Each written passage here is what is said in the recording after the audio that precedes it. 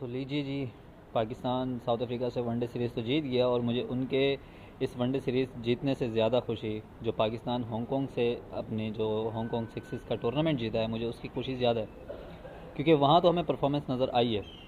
Otherwise ہمیں جو پاکستان نے ساؤتھ افریقہ کے خلاف میچ کھیلے، اس کے خلاف جو سیریز کھیلی ہیں جتنی بھی، یہ تینوں ون ڈے، T20 اور ٹیسٹ میچ، ان میں کسی قسم کی کوئی خاص پرفارمنس نظر نہیں آئی ہمیں، جو کہ ہانگ کانگ سکسز کے اندر ہمیں نظر آئی ہے۔ خواجہ نافع، عباس آفریدی، عبدالصمد جو انہوں نے کھیلا ہے جس طرح کا، تو اس حساب سے ہمیں یہ لگ رہا تھا کہ یار یہ پلیئرز تو ہونے چاہیے۔ خواجہ نافع کا نام کئی دفعہ آیا ہے کہ یار انہیں اپنی ٹیم میں آپ رکھیں، انہیں آپ گائیڈ کریں، لیکن ایسا ہوتا نہیں ہے۔ اب ہم کیا کہہ سکتے ہیں، کیونکہ ہمارے پاس تو ایک ہی پلیئرز آتے ہیں جو کبھی 70 کے اوپر 76 مار رہے ہیں، تو کبھی ایک ہمارے سلمان علی آغا صاحب ماشاءاللہ سے جو انہوں نے سینچری اسکور کی تھی ماشاءاللہ 106 بالز کے اوپر صرف اور صرف 75 اسکور کیا انہوں نے۔ کمال کی اننگز تھی ان کی، کمال کی اننگز تھی۔ اور ایک طرف ہمارے پاس خواجہ نافع جیسے پلیئر جنہوں نے صرف 15 بال سے بھی کم کھیلی اور انہوں نے 50 سے اوپر اپنا اسکور بنایا۔ تو اس طرح کے پلیئرز ہمارے پاس ہمیشہ ہی باہر رہتے ہیں، اور پھر میرٹ کے اوپر تو ظاہر سی بات ہے پاکستان کے اندر کچھ ہوتا نہیں ہے۔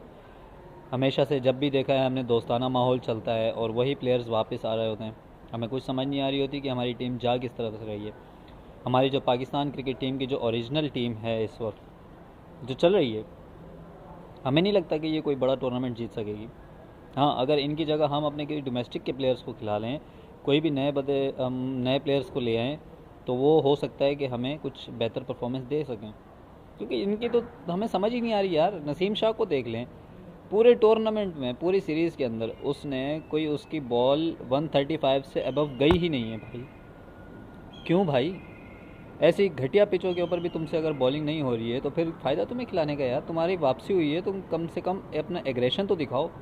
اور پھر کہتے ہیں جی عامر عامر عامر فکسر فکسر فکسر۔ او بھائی، عامر کے پاس جو ٹیلنٹ تھا، جو اس کے پاس اپنے ردھم تھا، جو اس کے پاس سوئنگ تھی، وہ آپ میں سے کسی بھی بالر کے پاس نہیں ہے۔ آپ نے ایسے بالر پروڈیوس ہی نہیں کیے کہ جو عامر کا مقابلہ کر سکے۔ جو ہیں، جو عامر کے متبادل آ سکتے ہیں، وہ ابھی گھر کے اوپر بیٹھے ہوئے ہیں، گھر میں اپنے، کیونکہ انہیں چانس دیا نہیں جا رہا۔ میر حمزہ ہے، عاقف جاوید ہے، وہ کہاں ہیں؟ ان کے ساتھ تو اب سراسر زیادتی کر رہے ہیں۔ زمان خان وہ نہیں آ پا رہا، جانداد خان وہ نہیں آ پا رہے۔ صرف ہمارے پاس یہی پلیئرز بچتے ہیں۔ ہمیں T20 میں بھی وہی ٹیم کھلانی ہے، اور ون ڈے میں بھی وہی ٹیم کھلانی ہے، ٹیسٹ میں بھی وہی ٹیم کھلانی ہے۔ یار کوئی طریقہ ہوتا ہے بھائی۔ محمد رضوان سے تو پرفارمنس ہو ہی نہیں رہی بالکل۔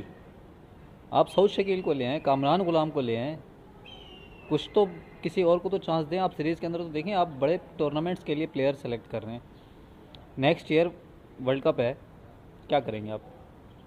اس کے بعد جب PSL سٹارٹ ہوگا تو PSL کے اندر تو ہماری ٹیم ماشاءاللہ سے سب سے، ہمارے جو پلیئرز ہیں وہ اتنے انرجیٹک ہو جاتے ہیں کہ ہم کہتے ہیں کہ یار ان سے تو بہتر کوئی ہے ہی نہیں، سمجھے؟